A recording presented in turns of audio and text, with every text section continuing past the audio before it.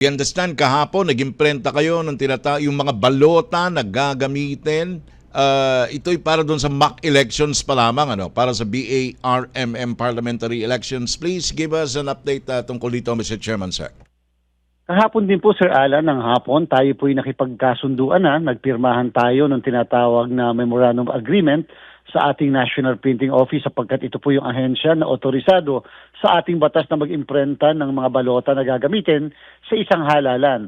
At yun nga po, yan ay pag-iimprenta ng lahat ng klaseng balota tulad ng tinatawag natin na mock election ballots, yung mga test ballots na gagamitin natin sa paghahanda para patungo sa halalan at syempre yung mismo mga original na balota na gagamitin natin para sa Bangsamoro Parliamentary Election na October 13. At kahapon nga po, kasabay nitong ating lagdaan, tayo rin po ay nagpa-imprenta na ng mock election ballots na gagamitin natin ngayong darating na July 25 kung saan tayo po ay magkakaroon ng tinatawag na mock election dyan po sa probinsya ng Lanao del Sur at sa probinsya ng Tawi-Tawi. Yan po yung mga napiling dalawang probinsya upang masubukan yung pagboto ng ating mga kababayan, familiarization sa balota. Hindi po ganun kadami yan, Sir Alan, pero ang purpose lang natin dyan, parang yan ay time and motion study. At the same time, para makakita rin natin kung magiging effective yung mismong paggamit ng mga makina doon sa mga lugar na yan. Okay. Yung binanggit mo, Mr. Chairman, sir, na pag-imprenta initially ng mga balota na gagamitin sa mock elections, more or less ilan po ito? Hundreds lamang naman ito? Apo, kulang-kulang 400, mahigit 400 lamang po yan, Sir Alan. Hindi po yan ganun kadami.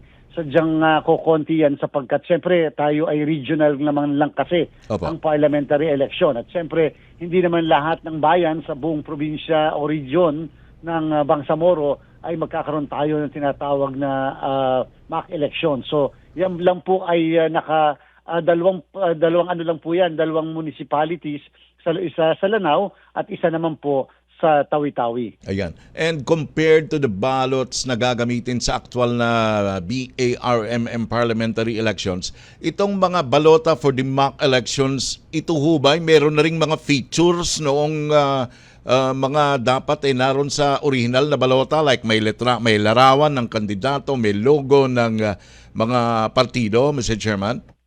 Meron na po itong pictures, meron na po itong logo, pero ito po yung pictures hindi pa po ng tunay na mga kandidato. Kung hindi tayo nagkakamali, basketball players pa yun.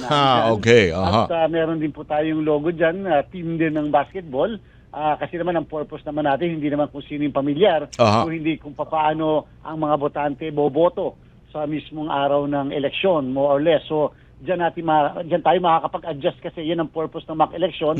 Ano ang dapat na adjustment pa sa makina, ano ang dapat na gawin pa natin, lalo operationally.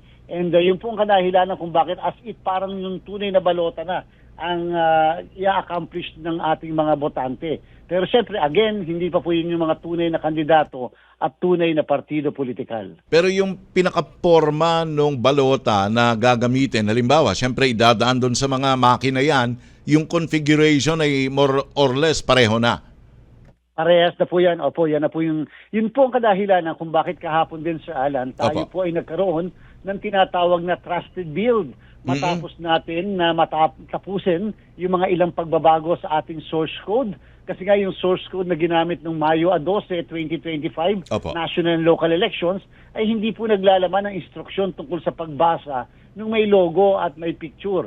At dahil kahapon po natapos po yung trusted build na tinatawag, ibig sabihin, maaasahan natin na yung mismong source code ay magbabasa ng balota ng may picture at saka ng may logo. At yan pong susunod na aming gagawin ng mga aktibidad sa Webes ay magkakaroon naman tayo ng tinatawag na local source code review upang yung mismo mga instruksyon na naibigay doon sa source code ay makita ng mga expert natin na pwedeng tumingin kung baka may mga secret instruction, baka may mga mali naman doon sa program. So yan po yung ipare-review natin sa kanila.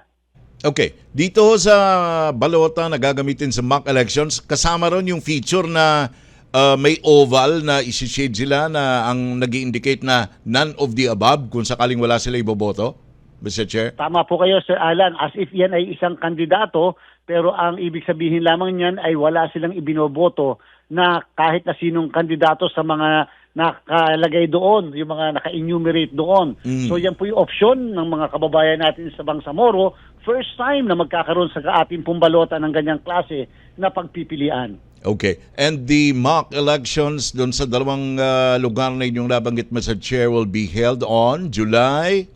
On July 26 po. 26 na. Okay. On July 26 po tayo at pupunta tayo, dadako mismo tayo sa Marawi.